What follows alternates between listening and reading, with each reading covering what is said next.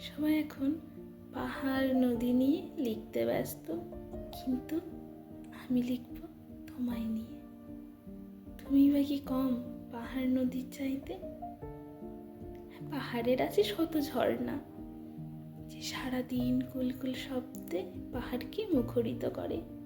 আর তোমার আছে আমি, যে শত ঝর্ণার জল বুকে আটকে রেখে তোমায় প্লাবিত হতে দেয় না।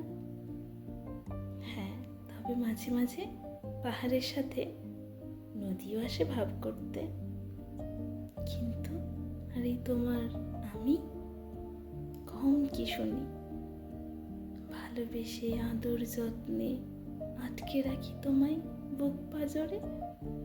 তাই আজ তোমায় নিয়েই লিখলাম আমার তুমি শত দামি ঝর্ণা নদীর চেয়ে।